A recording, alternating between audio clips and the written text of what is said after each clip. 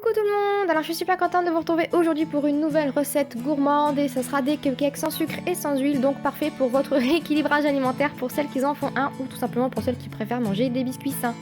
Donc alors ça sera des biscuits à base des ingrédients suivants, donc il vous faudra 150 g de farine, 50 g de poudre d'amande, 150 ml de lait, 50 g de cacahuètes, 3 cuillères à soupe de compote de pommes ou de bananes comme vous voulez, 1 cuillère à soupe et demie de cacao maigre non sucré et un sachet de levure.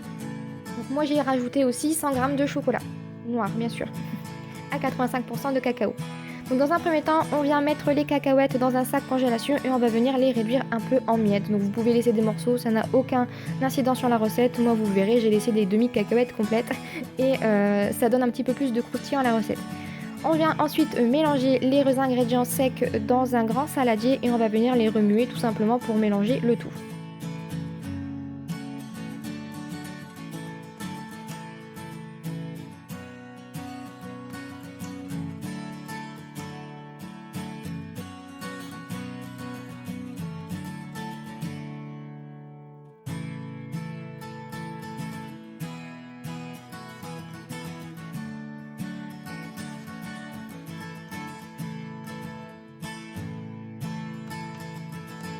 On va ensuite rajouter les ingrédients liquides un à un pour faire un mélange pour obtenir un mélange homogène au fur et à mesure. Donc on rajoute d'abord le lait et ensuite la compote de pommes.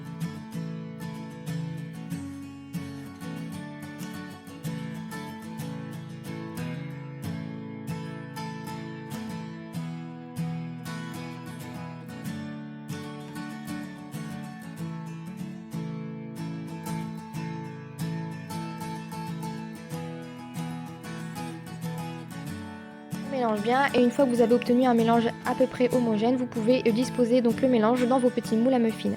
Moi j'utilise des moules en silicone, comme ça il n'y a pas besoin de matière grasse supplémentaire, mais si jamais vous utilisez des moules en métal traditionnels, n'oubliez pas de bien mettre de la margarine végétale ou ce que vous avez sous la main dans vos petits moules.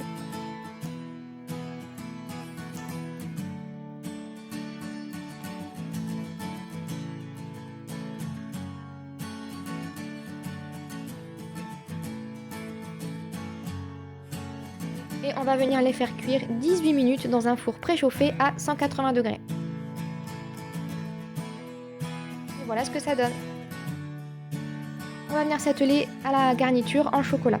Donc pour la garniture, moi ce que j'ai fait c'est que j'ai pris la plaque de chocolat et je l'ai mise donc à fondre dans un petit bol au micro-ondes tout simplement et ce qu'on va faire c'est qu'on va venir le faire fondre 30 secondes en décongélation. On remue, on remue, on remue, on laisse refroidir un tout petit peu et ensuite on le repasse encore une fois au micro-ondes jusqu'à obtenir un mélange plutôt lisse.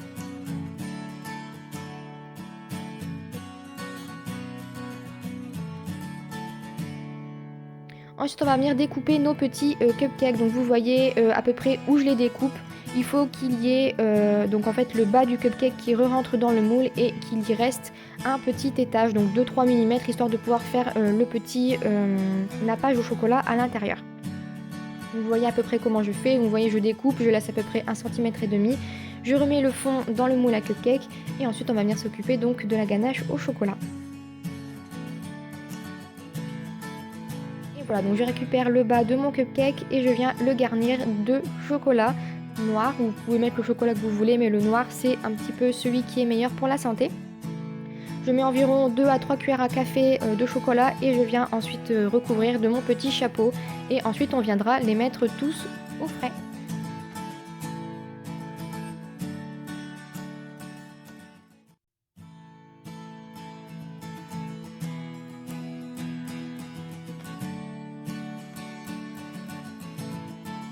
J'ai fonctionné pour la moitié de mes cupcakes avec le nappage au centre et pour le reste j'ai décidé de mettre le nappage un petit peu sur le dessus aléatoirement. Je trouvais que ça donnait un petit peu je trouvais que ça rendait joli et ensuite je suis venue rajouter quelques petites cacahuètes et on vient mettre tous ces petits cupcakes au frigo pendant quelques minutes histoire de faire durcir le chocolat et ensuite on pourra venir les déguster. Donc voilà pour cette petite recette. Donc comme vous voyez, il n'y a pas vraiment beaucoup d'ingrédients. Ce sont des ingrédients qui sont vraiment sains et en plus de ça, c'est très très bon. Donc si vous voulez rajouter du sucre, bien évidemment, vous pouvez. si vous voulez mettre du sirop d'agave ou du miel ou quelque chose comme ça, ou mettre même du chocolat au lait. Et voilà, donc j'espère vraiment que cette recette vous aura plu. Si vous la refaites, surtout n'hésitez pas à me le dire en commentaire, ça me ferait très plaisir, ou à venir me le dire sur Facebook. Et en attendant la prochaine recette et la prochaine vidéo, je vous fais plein de gros bisous et je vous dis à très vite. Bye bye!